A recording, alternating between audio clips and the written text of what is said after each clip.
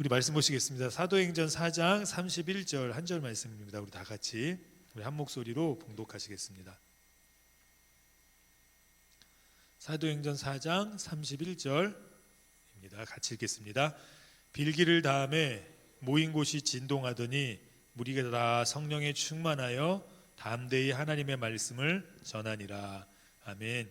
기도하면 길이 열린다라는 제목으로 지난주에서 말씀 증거하겠습니다. 우리가 지난주에 들었던 말씀은 우리 성도들이 힘겨운 일이 있거나 어려운 일들이 있으면 어떻게 해야 된다고 했습니까? 서로 나누고 공유해야 된다고 했습니다. 그 이유는 우리가 이렇게 상담받는 것처럼 서로 한풀이를 하기 위해서 우리의 힘겨움이나 고통을 얘기하는 것을 넘어서서 우리가 이렇게 서로 아픔이나 힘겨움을 공유해야 되는 이유는 서로 기도하기 위해서입니다. 왜 그렇습니까? 서로 기도할 때 그 능력이 더욱더 잘 드러납니다. 특별히 서로 기도할 때 어떤 것들을 기도하라고 성경은 주되게 얘기하냐면 병든 것, 아픈 것을 위해서 기도하라고 합니다. 왜냐하면 그것이 가장 눈에 띄는 것이기 때문입니다. 그러니까 병든 것, 아픈 것만을 위해서 기도하는 것은 아니죠. 그런데 병든 것, 아픈 것도 하나님께서 낫게 해준다는 겁니다. 그래서 우리가 이것으로 우리가 알 수 있는 것은 우리가 힘겨운 것들도 우리가 내 힘으로 할 수 없는 것들도 그것이 좀 이렇게 얘기할 수 있는 것들이라면 우리가 성도들끼리 모든 성도들끼리는 할 수 없지만 각 구역끼리 혹은 우리 친분이 있는 우리 성도님들끼리 같이 함께 기도하면 하나님께서 역사하는 힘이 훨씬 더 강력하게 우리에게 일어날 수 있다고 말씀드렸습니다. 그렇게 우리가 기도할 때 첫 번째로 우리에게 다가오는 믿음의 그 능력은 뭐라고 말씀드렸죠? 우리가 이렇게 함께 모여서 하나님 앞에 기도하면 이제 그 병보다 크신 하나님이 보인다고 했습니다.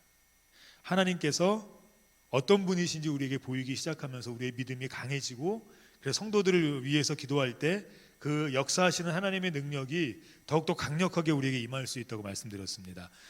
사도행전 4장 24절에 보면 이렇게 얘기하고 있습니다. 그들이 듣고 한 마음으로 하나님께 소리를 높여 이르되 대주제여 천지와 바다와 그 가운데 만물을 지으신 이시오. 가장 먼저 그들의 힘겨움 때문에 아픔 때문에 모였거든요. 그래서 하나님께 기도했습니다. 그러니까 우리 교회는 힘겨움을 들을 때는 재정적이거나 우리의 돈으로 도움을 주는 것도 굉장히 중요하고 뭐 병원에 있다면 병문안을 가는 것도 굉장히 중요하고 힘이 되는 말, 위로되는 말을 건네는 것도 굉장히 중요합니다. 그런 것 우리가 다 해야겠지만 가장 먼저 우리가 해야 될 것은 무엇입니까? 모여서 기도하는 겁니다. 오늘 이 본문 어떤 본문의 배경이 있다고 했죠? 오늘 요한과 베드로가 옥에 갇혔다가 예수님 증거하는 것 때문에 옥에 갇혔다가 풀려났습니다. 풀려났을 때 그들은 집으로 가서 이렇게 숨어 있거나 뭐 다른 행동을 한 것이 아니라 그들의 동료들, 다시 말해서 성도들이 모여서 기도하는 곳에 가서 그들의 문제를 같이 공유했고 같이 나누었고 그리고 같이 한 마음으로 그 문제 해결을 위해서 기도했다는 겁니다. 그리고 그렇게 기도할 때 하나님 앞에 소리를 높여 기도했을 때 가장 먼저 그들에게 다가온 것은 무엇이었냐면 하나님이 어떤 분이신지였어요. 그러니까 우리가 기도할 때 기도할 맛이 나는 때가 어느 때입니까? 문제가 해결될 것 같아라는 우리의 어떤 느낌보다 문제보다 크신 하나님을 볼 때예요. 그 하나님이 우리에게 다가올 때입니다. 그런데 그런 능력이 어느 때 더 강력하게 역사한다고요? 모여서 기도할 때. 우리가 모여서 서로를 위해서 기도하고 서로의 아픔을 놓고 기도하고 지금 내가 기도할 것도 많고 내 사정도 힘들고 내 어려움도 많지만 그럼에도 불구하고 다른 일을 위해서 그들의 어려움을 위해서 우리가 하나님께 기도하면 그렇게 합심하여 기도하면 가장 우리에게 축복된 것은 가장 힘이 되는 것은 하나님이 우리에게 나타나신다는 겁니다. 하나님이 우리에게 보이세요. 그래서 그분이 우리에게 어떤 분이신지 알게 된다는 것입니다. 그래서 제가 지난주에 사울과 이스라엘 백성이 골리앗을 만났을 때 굉장히 두려워하지 않았습니까? 왜요? 문제가 너무 컸기 때문이에요. 그 문제를 이길 수 있는 힘이 사울 왕에게도 없었고 이스라엘 백성에게도 없었습니다. 왜냐하면 그때는 전쟁을 이렇게 모두가 다 같이 하는 게 아니고 대표로 한 명씩 나와서 전쟁을 했거든요. 그래서 이제 상대편이 이기면 다 이기는 거예요. 그래서 이렇게 한 명 한 명 나와서 이렇게 전투를 했었는데 우리 뭐 사극이나 옛날 영화 옛날 그런 어떤 전투 영화 보면 대표들끼리 나와서 막 싸우지 않습니까? 말 타고 뭐 이거 싸우는 것처럼 뭐 그렇습니다. 그랬으니 이제 사울 왕도 안 되겠고 뭐 다 안 되니까 얼마나 무섭겠습니까? 문제가 얼마나 컸습니까? 그래서 그 블레셋 사람을 묘사할 때 얼마나 위대한 사람이었냐면 사무엘상 17장 4절에서 7절까지 굉장히 이렇게 자세하게 묘사를 하고 있거든요. 이 말은 컸다는 겁니다. 굉장했다는 겁니다. 이길 수 없다는 거예요. 다시 한번 우리 한번 읽어보실까요? 사무엘상 17장 4절에서 7절입니다. 블레셋 사람들의 진영으로에서 싸움을 도두는 자가 왔는데 그의 이름은 골리앗이요 가드 사람이라. 그의 키는 6규빗 한 뼘이요 머리에는 노투구를 썼고 몸에는 비늘 갑옷을 입었으니 그 갑옷의 무게가 놋 5천 세겔이며 그의 다리에는 놋 각반을 쳤고 어깨 사이에는 놋 단창을 메었으니 그 창 자루는 배에 채 같고 창날은 철 600세겔이며 방패 든 자가 앞서 행하더라. 이 한마디로 얘기하면 이거 엄청나다는 겁니다. 사람의 힘으로, 그러니까 지금 그 이스라엘에 있는 그 어떤 사람의 힘으로도 이길 수 없는 그 외형을 묘사하는 겁니다. 엄청난 사람이죠. 그 문제가 너무 크죠. 그 문제가 너무 크면 우리에게 가장 먼저 오는 건 낙심이거든요. 그래서 이제 모든 걸 포기하게 되는데 그 쪼매난 다윗이 나왔는데 그 다윗의 눈에는 이 골리앗이 어떻게 보였습니까? 똥개로 보였어요. 그래서 이 솔로몬이 얘기하거든요. 네가 나를 개로 보는구나 라고 얘기하는 걸 보면 정말 다윗이 나갈 때 개로 보고 나간 겁니다. 이스라엘 백성과 사울 왕에겐 굉장히 큰 넘지 못할 산과 같은 존재였지만 다윗에게는 개로 보였어요. 몽둥이질 한 번 하면 도망갈 그런 아무것도 아닌 개처럼 보였는데 그 이유가 무엇 때문이었죠? 사무엘상 17장 45절에 그의 신앙 고백이 나옵니다. 우리 같이 한번 읽어보시겠습니다. 다윗이 블레셋 사람에게 이르되 너는 칼과 창과 단창으로 내게 나아오거니와 나는 만군의 여호와의 이름 곧 내가 모욕하는 이스라엘 군대의 하나님의 이름으로 내게 나아가노라. 굉장히 컸어요. 칼도 있고 창도 있고 단창도 있지만 내게는 그거 별거 아니다. 그거 아무것도 아니다. 사람들 다 무서워하고 두려워하지만 내게는 아니다. 왜요? 그에겐 누가 보였습니까? 이스라엘의 군대의 하나님 여호와가 보였어요. 하나님이 보였기 때문에 문제를 해결할 수 있었습니다. 하나님이 해결해 주셨죠. 그런데 이러한 하나님에 대한 기억, 하나님에 대한 위대함, 오늘 이 사도행전에서의 이 성도들이 대주제이시여 천지를 만드시고 세상을 시작하신 하나님이시여라고 기도를 시작한 것은 그냥 입 바른 소리, 기도할 때의 순서에 맞춰진 그런 기도의 내용이 아니었습니다. 그들은 기도하면서 합심하여 기도하면서 문제를 놓고 그 큰 문제, 어려운 문제를 놓고 기도할 때 가장 먼저 그들의 마음에 믿음으로 다가와야 될 것이 누구였냐면 하나님이어야 됐어요. 근데 정말 하나님이 다가오셨습니다. 왜 그렇습니까? 믿음이 없이는 하나님을 기쁘시게 못하고 믿음이 없는 기도는 응답받지 못합니다. 다시 말해서 우리가 믿음으로 기도해야지 하나님의 응답이 강력하게 임하는데 그러려면 어떻게 해야 됩니까? 문제가 커 보이지 않아야 돼요. 이 문제 별거 아니구나. 이 문제 나 정말 크게 봤는데 골리앗처럼 컸는데 우리의 힘으로 이길 수 없는 문제였는데 이거 별거 아니구나 라는 걸 어떻게 깨달아야 됩니까?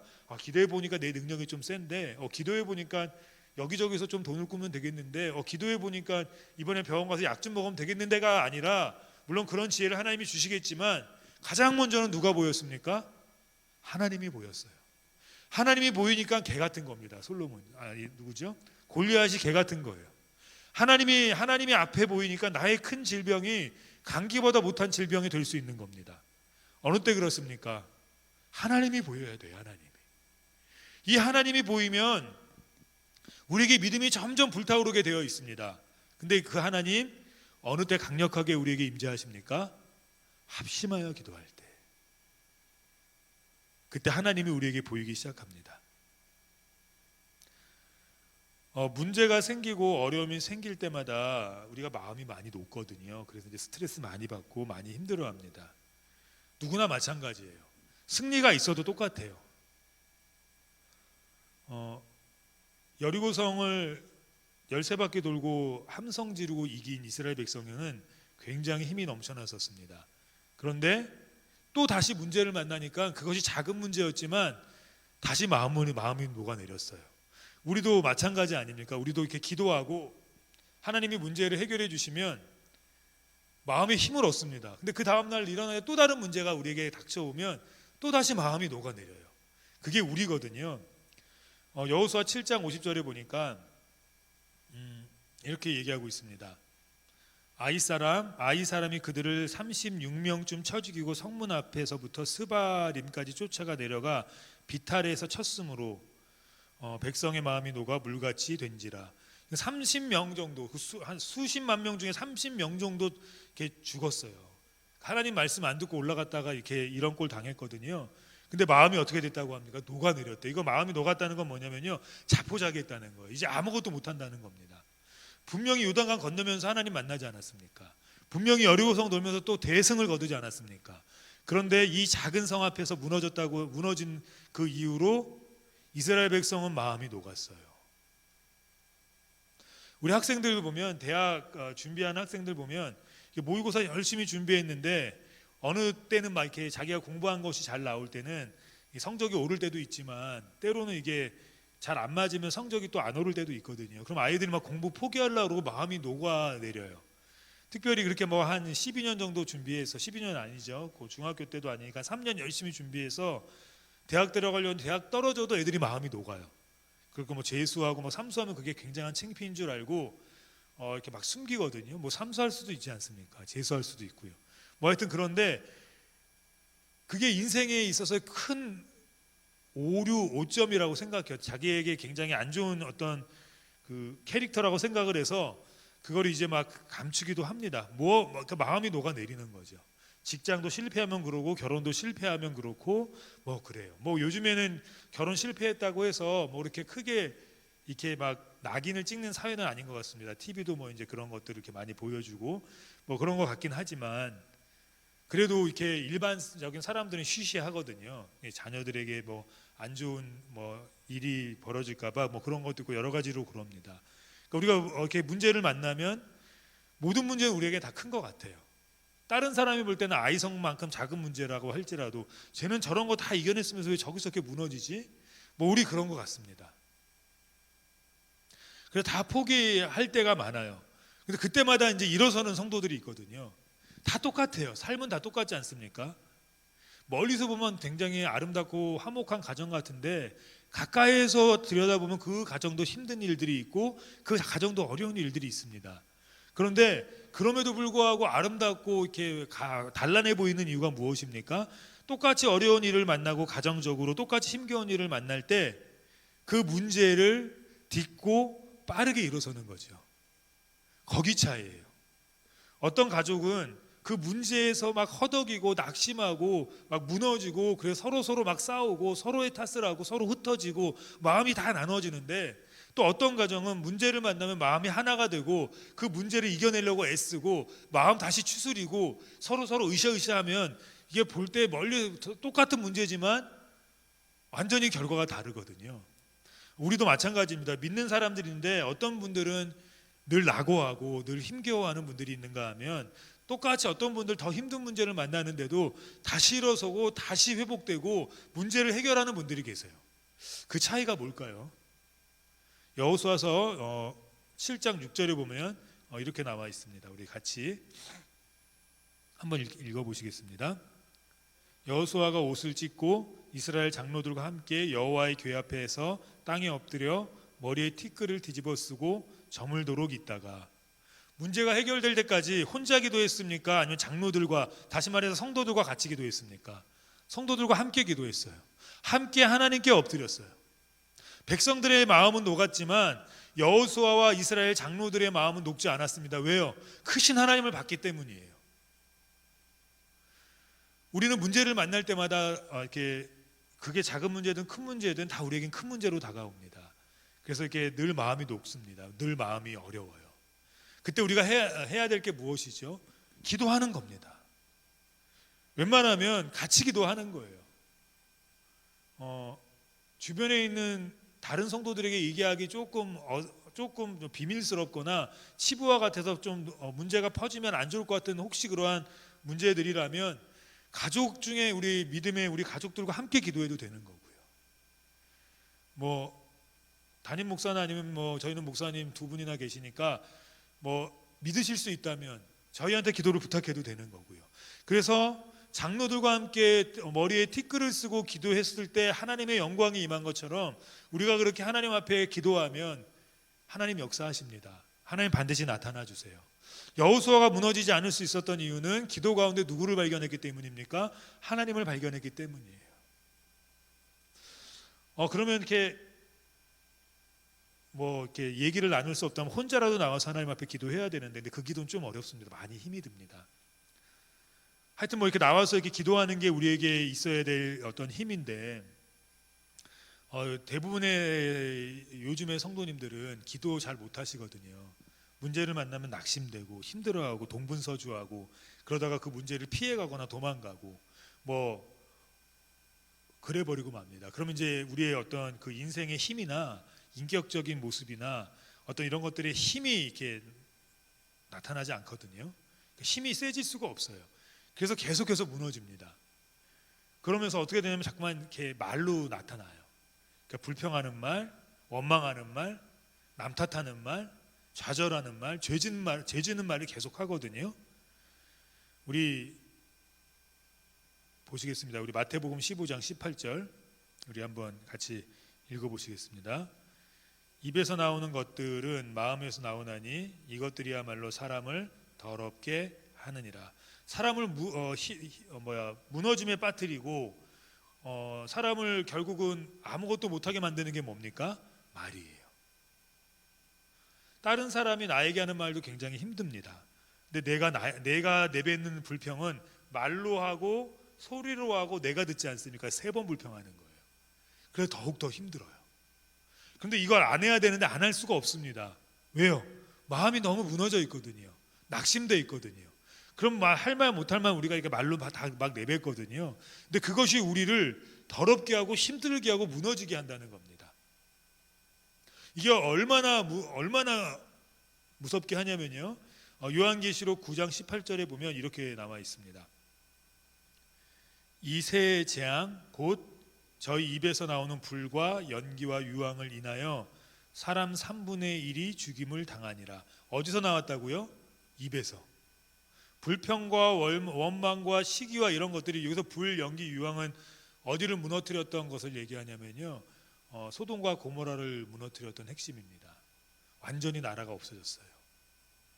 근데 그 모든 것들을 어디서 그렇게 할 수 있다고요? 우리의 입에서 그렇게 할 수 있다고요. 입에서 나오는 말이 나만 죽이는 게 아니라 누굴 죽인다고요? 주변 사람들도 다 죽인다고요. 그런데 이런 것들이 언제 나온다고요? 낙심하면 나와요. 마음이 녹으면 그렇게 돼요. 이스라엘 백성이 왜 40년 방황했습니까? 그렇게 1세대가 죽을 때까지 가나안 못 들어갔습니까? 말 때문이었잖아요. 그 시작이 뭐였죠? 마음이 녹아내렸어요. 그것도 이제 10명의 정탐꾼의 이야기를 듣고 마음이 녹아내려면 어떻게 해야 되죠? 여호수아와 갈렙처럼 하나님께 기도해야 됐습니다. 하나님께 기도했으면 하나님이 역사하셨을 텐데 하나님의 그 크심이 보였을 것이고, 늘 함께 합심해서 기도할 때마다 하나님의 그 구름 기둥과 불 기둥이 또는 그 시내산에서의 그 하나님의 엄청나심이 그들에게 임재하면서 하나님이 계셨지, 맞아, 우리는 저들에게 보였을 때 메뚜기만도 못하지만 하나님과 함께 가면 저들은 우리의 밥이야 하고 바로 점령했을 텐데, 그 말을 그냥 이 자신들의 스스로 막 쏟아냈어요. 쏟아냈더니 마음이 녹아지기 시작했고 포기하게 되었습니다. 그리고 하나님께서 그들의 1세대를 다 죽였어요. 다시 말해서 무슨 말입니까? 거기 한 3세대까지 같이 있었거든요. 40년이니까 4세대까지는 안 될 것 같고, 뭐 1세대, 2세대, 3세대까지 될 것 같습니다. 오늘 계시록 9장 18절처럼 3분의 1이 다 죽은 거예요. 1세대가 다 죽었으니까요. 이게 입에서 나오는 말 때문에 그렇게 된 겁니다. 그런데 우리가 이 입에서 나오는 이 원망과 불평과 이 좌절스러운 말들과 이렇게 부정적인 말들 우리가 안 할 수가 없어요. 왜요? 보이는 게 그러니까요. 이미 큰 골리앗, 이미 큰 문제, 이미 우리의 힘으로는 감당할 수 없는 그 모든 것 때문에 마음이 이미 녹아내렸잖아요. 힘이 들어서 일어설 수가 없지 않습니까? 그래서 불평이 나오는 거거든요. 그런데 여호수아는 좀 달랐습니다. 이스라엘 백성이 이렇게 슬퍼하고 힘들어할 때, 마음이 녹아내렸을 때 이 장로들과 여호수아가 어떻게 했는지 보겠습니다. 사람들을 향해서 얘기할 수도 있었는데 여호수아서 7장 7절에서부터 7장 7절부터 한번 보시겠습니다. 제가 먼저 이렇게 한 절씩 교독하실게요. 이르되 슬프도소이다 주 여호와여, 어찌하여 이 백성을 인도하여 요단을 건너게 하시고 우리를 아모리 사람의 손에 넘겨 멸망시키려 하셨나이까. 우리가 요단 저쪽을 만족하게 여겨 거주하였다면 좋을 뻔하였나이다.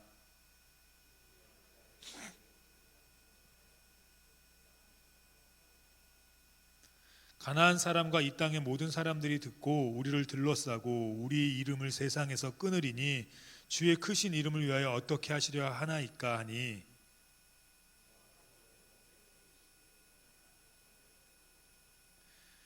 이스라엘이 범죄하여 내가 그들에게 명령한 나의 언약을 어겼으며 또한 그들이 온전히 바친 물건을 가져다가 도둑질하며 속이고 그것을 그들의 물건들 가운데 두었느니라.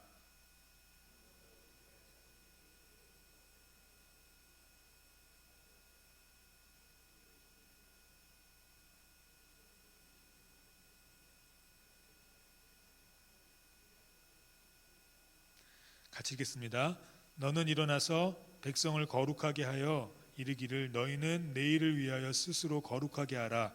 이스라엘의 하나님 여호와의 말씀에 이스라엘아 너희 가운데에 온전히 바친 물건이 있나니 너희가 그 온전히 바친 물건을 너희 가운데에서 제하기까지 내 원수들 앞에 능히 맞서지 못하리라.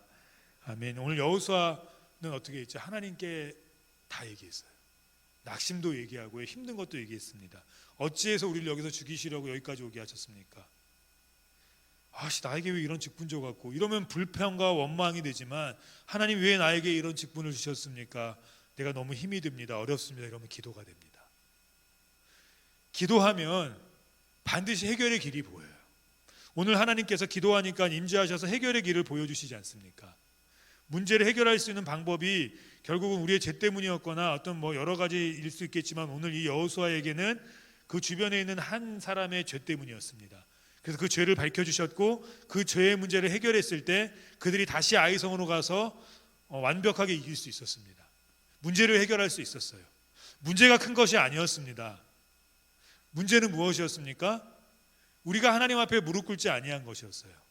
불만과 불안은 입 밖으로 이렇게 쏟아내면 똥이 됩니다. 저주가 됩니다. 그러나 기도하면 능력이 돼요. 입 밖으로 우리가 불만과 불평을, 왜냐하면 너무 낙심해서 마음이 녹아내렸으니까요. 이 쏟아내면 그것이 문제가 더 커지고 병이 더 깊어지고 그것이 실패가 더욱더 확장됩니다. 그러니까 자꾸 더 안 되는 거예요. 자꾸 더 힘들어지고 병은 자꾸만 더 깊어지는 겁니다. 그런데 하나님을 붙들면 달라집니다. 이 문제를 자꾸 불평하고 밖으로 내보내면 나만 힘들어지는 것이 아니라 3분의 1의 사람들이 죽었듯이 내 주변까지도 다 힘들어져요. 도대체 나는 왜 이러냐? 도대체 왜 우리 교회는 왜 이러냐? 그러면 나만 힘들어지는 게 아니에요. 내 신앙만 힘들어지는 게 아니고 교회에 있는 성도들의 신앙이, 그것을 들은 성도들의 신앙이 같이 힘들어져요. 작은 문제가 엄청나게 커진다고요. 그런데 하나님께 기도하면 하나님이 역사하십니다. 그래서 문제를 만났을 때, 어려움을 만났을 때 우리가 함께 기도하는 것이 굉장히 중요한데, 그 함께 기도할 수 없다면 그 낙심되는 일, 그 힘겨운 일, 주님께 아뢰는 은혜가 있어야 됩니다. 예전에는 보면 이렇게 참 많은 성도님들이 힘들 때마다 교회 나와서 기도하셨는데요. 이렇게 서로 3, 4, 5 모여서 기도 많이 하셨어요. 혹은 이렇게 혼자 나와서 기도하시다가 교회에 늘 기도하시는 분들이 계셨거든요. 제 어렸을 때 기억으로 보면 이렇게 늘 기도하는 분들이 계시니까 혼자 기도하시다가 또 이렇게 같이 기도도 하셨어요. 기도에 무슨 문제가 있어 우리 같이 기도하자 해서 같이 기도하시다가 막 성령 받고 그랬거든요. 그 능력이 우리에게 분명히 있습니다. 힘겨울 때마다, 문제 생길 때마다 하나님 쳐다봐야 합니다. 우리가 기도하면 하나님이 커 보일 수밖에 없어요. 문제가 작아질 수밖에 없어요. 그래서 그 문제 다 누구에게 다 내놓기 시작합니까? 불평과 원망으로 사람들에게 내놓아서 똥이 되게 하고 저주가 되게 하고 그들까지 무너뜨리는 어떤 원흉이 되는 것이 아니라 하나님께 다 내어놓게 돼요. 왜요? 하나님이 더 크시니까요. 근데 저는 한번 곰곰이 생각해 봤습니다. 그러면 우리가 기도할 때 하나님께서 이렇게 응답해 주시는 이유가 뭘까? 뭐 때문일까요? 물론 우리가 하나님의 자녀이기 때문이죠. 근데 오늘 본문은 그 이유로 우리가 하나님께 우리가 기도할 때, 특별히 우리가 모여서 함께 기도할 때, 우리의 문제들을 놓고 기도할 때 하나님이 응답하시는 확실한 이유가 있다고 합니다. 그 이유를 오늘 성경은 이렇게 얘기합니다. 사도행전 4장 25절 26절 같이 읽겠습니다. 또 주의 종 우리 조상 다윗의 입을 통하여 성령이 말씀하시기를 어찌하여 열방이 분노하며 족속들이 허사를 경영하였는고 세상의 군왕들이 나서며 관원들이 함께 모여 주와 우리 그의 그리스도를 대적하도다 하신 이로소이다. 이거 지금 기도의 내용을 그들이 기도의 내용을 이렇게 설명해 놓은 거거든요. 그들이 무엇 때문에 기도했냐면 예수님 때문에 기도했어요. 문제를 만났을 때 예수의 이름 붙들고 기도했습니다. 자신의 노력이나 자신의 열심에 근거를 두지 않았어요. 오늘 베드로와 요한이 옥에 갇혔다가 나와서 그의 성도들과 함께 우리 이러이러한 문제를 놓고 기도하자. 나라들이 우리를 힘들게 하고 족속들이 우리를 힘들게 하고 군왕들이 우리를 힘들게 하고 정치가 우리를 힘들게 하는데 우리 같이 기도하자라고 했을 때 그들이 기도하면서 끝까지 붙들었던 것은 야 내가 이렇게 하나님 열심히 했는데 이렇게 하나님 감옥에도 갔습니다. 이러한 하나님 우리의 모습을 보시고 좀 응답해 주셔야 하는 거 아닙니까? 하나님 그래도 제가 이렇게 열심히 여기서 이렇게 살아왔는데 하나님 아버지 좀 응답해 주셔야 되는 거 아닙니까? 열심히 살았는데 문제가 생기지 않습니까? 열심히 했는데도 감옥에 갇히지 않습니까? 그러니까 그 열심은 거기까지인 거예요. 더 이상 우리가 이상을 할 수가 없습니다. 그래서 이 요한과 베드로 그리고 그의 성도들은 자신들의 노력이나 자신들의 능력이나 자신들의 해결할 수 있는 어떤 도구나 힘에 의존하지 않았어요. 하나님 예를 들자면 이 몽둥이를 더 힘세게 해주십시오. 아니면 내게 능력을 더욱더 크게 해주십시오가 아니었습니다. 여전히 다윗은 가진 것은 물맷돌이었어요. 그 물맷돌을 하나님 내게 지금 힘을 주셔서 이 물맷돌이 바위처럼 크게 해주십시오. 그리고 이 정도는 던져야 하나님 아버지 골리앗이 죽지 않겠습니다가 아니라 만군의 여호와의 이름이었어요. 자신의 힘, 자신의 능력, 자신의 지금까지 살아왔던 어떤 여러 가지 헌신, 노력을 하나님께 드리고 한 것이 아니라 오직 하나 예수 그리스도의 능력, 예수 그리스도의 이름, 자신들의 기도할 자격을 내세운 것이 아니었습니다. 우리의 삶을 이번 주를 한번 돌아봐 보십시오. 물론 하나님께 이렇게 보여드릴 때 기쁘시게 한 것도 있겠지만 그렇지 않은 것도 있으실 겁니다. 감히 우리가 이렇게 하나님 앞에서 예배할 수 있을 만큼의 우리의 모습이 정결한지 돌아보면 어쩌면 그렇지 않을 수도 있습니다. 그런데도 우리가 하나님께 기도하면 하나님께서 우리에게 응답하십니다. 뭐 때문에 응답하십니까? 우리의 조건, 우리의 노력을 내보였기 때문에 응답하시는 게 아니에요. 우리가 살아온 일주일의 삶을 보면 하나님 앞에 내보일 수 있는 것보다 내보일 수 없는 게 훨씬 더 많고요. 기도하다 보면 더 많아지고요. 깊이 하나님과의 영적인 교제를 나누다 보면 내세울 게 아무것도 없는 걸 발견하게 됩니다. 그래서 늘 나는 죄인이야, 나는 괴수야 이렇게 하나님 앞에 고백할 수밖에 없습니다. 근데 그럼에도 불구하고 우리가 그 크신 하나님 앞에 기도하면 하나님이 응답하시는 이유는 무엇 때문입니까? 예수 그리스도 때문이에요. 예수님 때문이에요. 그래서 주님의 보좌 앞에 담대히 나가셔도 돼요. 내 노력 때문에가 아니라 주님의 이름 때문에 기도하면 주님 응답하십니다. 내게 문제가 있어도 어려움이 있어도 하나님 앞에 나아가면 응답하세요. 그래서 주님 앞에 나아가셔야 돼요.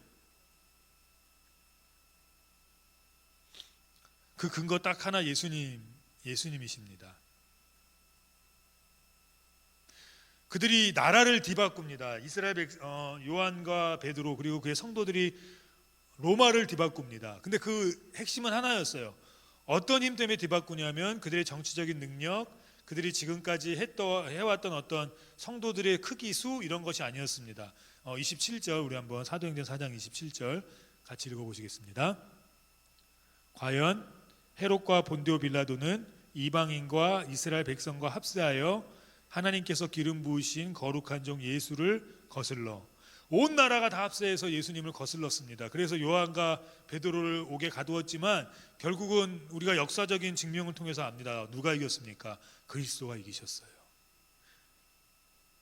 이방인과 심지어는 이스라엘 백성까지 온 나라가 합세해서 기독교를 무너뜨리려고 했고 예수 믿는 그 추종자들을 옥에 가두고 죽이고 여러 가지를 했지만 그들이 낙심하지 않았습니다. 왜요? 그들에게 누가 계셨습니까? 하나님이 계셨어요. 또한 그들의 기도가 반드시 응답될 걸 믿었어요. 왜요? 그들에게는 그들의 주이신 예수님이 계셨기 때문이에요. 그들의 삶을 기초해서 기도하지 않았습니다. 하나님, 내가 그래도 예수님 위해서 이렇게 지금까지 헌신해서 하나님 이렇게 뭐 눈도 잘 안 보이게 됐고 다리도 이렇게 성하지 못하게 됐고 굶기도 했고 하나님 돈도 잘 못 벌고 주의 일하다가 이렇게 됐습니다. 그러니 들어주시옵소서가 아니라 하나님 예수의 이름으로 예수의 능력으로 우리 예수님의 이름 때문에 여기 나온 거 아닙니까? 예수님의 이름 때문에 하나님의 자녀 된 거 아닙니까? 그 십자가의 은혜 때문에 용서받은 거 아닙니까? 그래서 우리가 기도하면 능력 주세요. 기도하면 응답하세요. 기도하면 하나님 보여주시고 문제 해결해 주세요. 내 능력이 아니라 내가 살아온 삶의 어떤 도덕적인 부분 때문이 아니라 우리가 구할 것 오직 예수님밖에 없기 때문입니다. 그래서 담대하게 기도하셔도 돼요. 우리 무조건 하나님 응답하십니다. 우리 좀 말씀을 찾아보시겠습니다. 요한복음 14장 13절 우리 같이 한번 읽어보시겠습니다. 너희가 내 이름으로 무엇을 구하든지 내가 시행하리니 이는 아버지로 하여금 아들을 인하여 영광을 얻으시게 하려 함이라.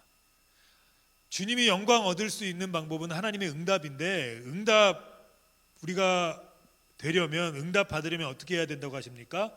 주님의 이름으로 무엇이든지 구하래요. 예수님 의지하면 되는 거예요. 우린 예수님 의지하지 않습니까? 내 공로 없어도 괜찮아요. 내 능력 없어도 괜찮아요. 문제가 산더미처럼 있어도 괜찮아요. 그래도 우린 주님 앞에 나와서 기도할 수 있습니다. 무엇 때문에? 예수님의 그 이름 때문에. 14절 요한복음 14장 14절 같이 읽겠습니다. 내 이름으로 무엇이든지 내게 구하면 내가 시행하리라. 예수님의 이름으로 우리는 구하는 거예요. 지금 요한복음 15장 16절 보면 이렇게 얘기하고 있습니다. 너희가 나를 택한 것이 아니요 내가 너희를 택하여 세웠나니 이는 너희로 가서 과실을 맺게 하고 또 너희 과실을 항상 있게 하여 내 이름으로 아버지께 무엇을 구하든지 다 받게 하려 함이니라. 우리가 하나님을 택한 것이 아니에요. 우리가 예수님 택한 거 아닙니다. 다시 말해서 우리의 능력으로 구원받은 거 아니에요. 우리가 열심으로 우리의 실력으로 된 거 아닙니다. 그 실력 때문에 주님이 응답 주신 거 아니에요. 주님이 우리 택하셨고 예수의 이름으로 우리 구원하셨기 때문에 주님은 우리에게 응답하실 수 있으세요. 그러니까 우리가 일주일 동안 어떻게 살았던, 우리가 얼마나 큰 문제들을 만났던, 입 밖으로 내보내서 똥이 되게 하지 마시고 저주가 되게 하지 마시고 주변을 죽이는 그런 원흉이 되지 마시고 주님 앞에 나와서 부르짖는 자들이 돼야 돼요. 하나님 혹시라도 응답해 주실까? 내가 일주일의 삶이 이랬는데 주님께 드린 거 별로 없는데 주님께 헌신 별로 못했는데 괜찮아요. 예수의 이름이 우리에게 있습니다. 그 이름 때문에 우리가 응답받는 거예요. 요한복음 16장 23절 이렇게 얘기하고 있습니다. 같이 읽겠습니다. 그날에는 너희가 아무것도 내게 묻지 아니하리라. 내가 진실로 진실로 너희에게 이르노니 너희가 무엇이든지 아버지께 구하는 것을 내 이름으로 주시리라. 다른 건 없습니다. 우리의 이름으로 주신 거 아니에요. 예수님 때문에 주신 거예요. 이 말은 무조건 주신다는 겁니다. 내가 잘할 때만 주시는 것이 아니라 못할 때도 주시고, 내가 부자일 때만 주시는 게 아니라 가난할 때도 주시고, 내가 건강할 때만 주시는 것이 아니라 내가 병들었을 때도 주시고, 그 어떤 상황에도 주신다는 거예요. 요한복음 24절 같이 읽겠습니다. 지금까지는 너희가 내 이름으로 아무것도 구하지 아니하였으나 구하라 그리하면 받으리니 너희 기쁨이 충만하리라. 하나님 주신다고 분명히 말씀하셨습니다. 내 공로가 아니라 우리는 십자가의 은혜로 구원받았고 십자가 은혜로 하나님 자녀 됐어요. 그래서 내 공로 없어도 문제만 산더미 같아도 그 예수 그리스도가 우리 의지해서 기도하는 거 아닙니까? 우리가 교회 나온 자체가 하나님의 자녀라는 것이고 구원받았다는 증거예요. 우리가 하나님 앞에 기도하면 우리가 유창하게 기도하지 못한다 할지라도 내가 낙심되는 문제들, 내가 힘겨운 문제들, 내 어려운 문제들 하나님 앞에 예수의 공로 의지해서 기도하면 하나님 응답하신대요. 베드로가 큰 파도 물결 보고 이제 물에 빠지지 않습니까? 그때 베드로가 거들먹거리면서 그래 나는 어부니까 수영 조금만 더 해보자. 조금만 더 내가 이렇게 하다 안 되면 예수님한테 좀 도와달라 그러자. 뭐 이러지 않았습니다. 빠지자마자 어떻게 됐죠? 마태복음 14장 30절 우리 같이 읽겠습니다. 바람을 보고 무서워 빠져가는지라 소리질러 이르되 주여 나를 구원하소서 하니. 다른 얘기 아니에요. 하나님 내가 의심했습니다. 내가 주변을 봤습니다. 이런 나의 멍청함 이런 거 없었습니다. 너무 급하지 않습니까? 그러니까 예수님 불렀어요. 왜요? 예수의 이름을 부르면 구원받습니다. 예수의 이름 부르면 하나님께서 주세요.